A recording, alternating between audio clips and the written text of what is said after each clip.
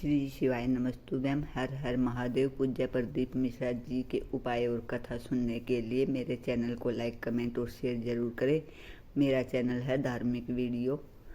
आप सभी का मेरे चैनल पर स्वागत है। पूज्य प्रदीप मिश्रा जी के उपाय देखने के लिए वीडियो को पूरा देखिए अंत तक।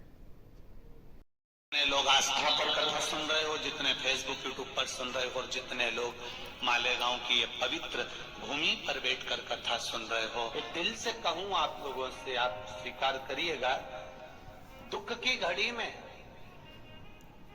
कोई आए चाहे ना आए, अगर आपने दिल से, कर्जा हो गया, समस्या विकट हो गई, तकलीफ बढ़ गई, दुख बढ़ गया, आप शंकर भगवान के मंदिर में जाकर, ये जरूरी नहीं है कि आप सीहोर आए या कहीं जाएं, आप तो आपके घर के पास में जो शिव मंदिर हो उस मंदिर में एक लोटा जल चढ़ाना चालू कर दो, वो धीरे धीरे दुख काटना प्रारंभ कर दे। काटेगा दुख। बस जल चढ़ाने का एक नियम है शिव जी का। शंकर भगवान को जो जल चढ़ाया जाता है दुख काटने के लिए, तकलीफ काटने के लिए, कष्ट मिटाने के लिए नियम है। शंकर भगवान का जल चढ़ाने का जो नियम है, जैसे ये गौल जलाधारी है, यहाँ से पानी गिरता है, ये शिवलिंग है। ये तो जो भगवान का पानी जहां बहकर जाता है ये गोल में से, तो यहाँ जो स्थान है, ये सीधे भाग पर गणेश जी विराजमान है, लेफ्ट भाग में कार्तिकेय जी है, बीच में एक मोटी सी लाइन होती है जहाँ सुख सुंदरी है, ऊपर से जो बूंद बूंद पानी गिर रहा है वो शंकर भगवान की 5 लड़कियां हैं, जया, विषहरा, शाम्भवी, द्रौपदी और देवकी।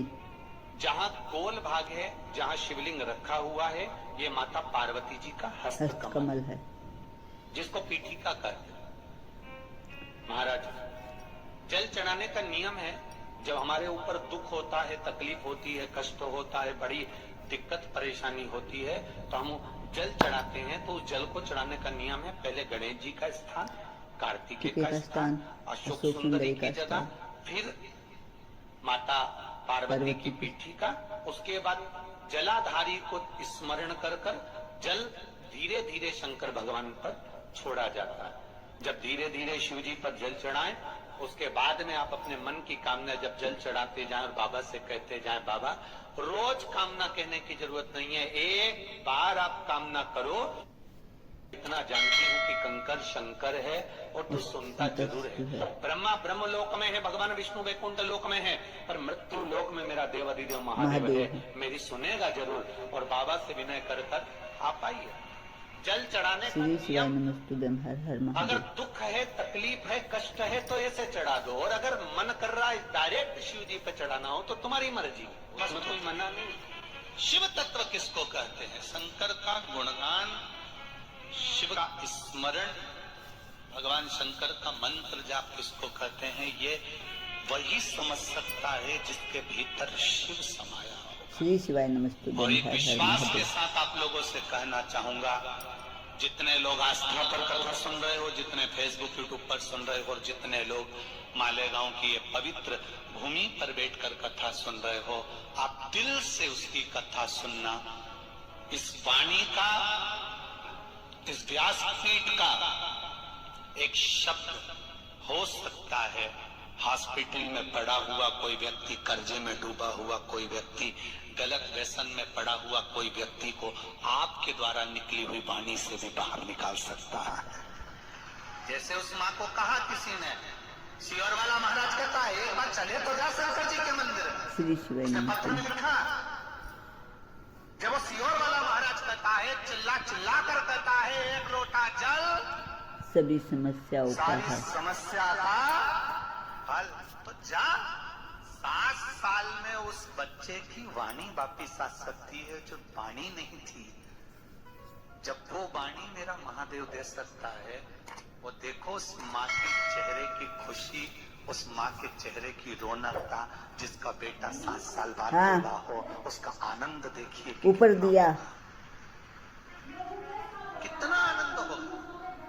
एक बात और अच्छे से समझ लीजिए, जो बच्चे चिड़चिड़े होते हैं, चाहे घर में बेटा बेटे हों, बहुएं हों, सास हो, ससुर हो, परिवार में छोटे छोटे बच्चे हों, चिड़चिड़ प्रवृत्ति करते हो या चिड़चिड़ा स्वभाव हो, जरा जरा सी बात में क्रोध आ जाता हो, बोलने का भान नहीं रह पाता हो, शब्द प्रदोष के दिन, प्रदोष काल में बेलपत्री के पेड़ के नीचे एक जो पत्ता आपके पास में हो, पान का मिल जाए तो पान का, पीपल का मिल जाए तो पीपल का, बेलपत्र का मिल जाए तो बेलपत्र का, उस पत्ते पर मात्र थोड़ा सा शहद और 7 दाने चावल रख महाराज और थोड़ा सा जल हाथ की अंजलि में लेकर भगवान देवाधिदेव महादेव का स्मरण कर कर इस बेलपत्री के वृक्ष के नीचे माता लक्ष्मी, पार्वती, सरस्वती विराजमान है। इसी बेलपत्री के पेड़ के नीचे मेरे देवाधिदेव महादेव का 12 ज्योतिर्लिंग का स्वरूप प्रकट है, उनका स्मरण कर कर जल चढ़ा दीजिए और उसका स्मरण कर लो जो चिड़चिड़ प्रवृत्ति करता, क्रोध करता, जिसको बोलने का भान नहीं होता हो, सम्मान।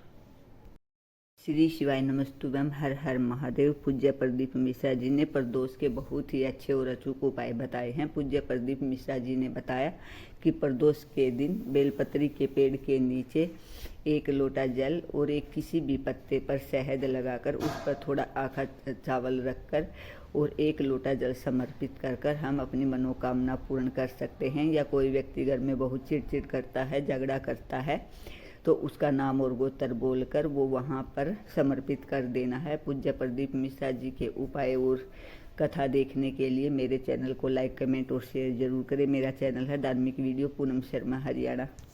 शब्द उनका स्मरण कर कर छोड़ेंगे, एकदम एक प्रदोष करेंगे, दूसरे प्रदोष तक तो आपको कोई दिक्कत ही नहीं।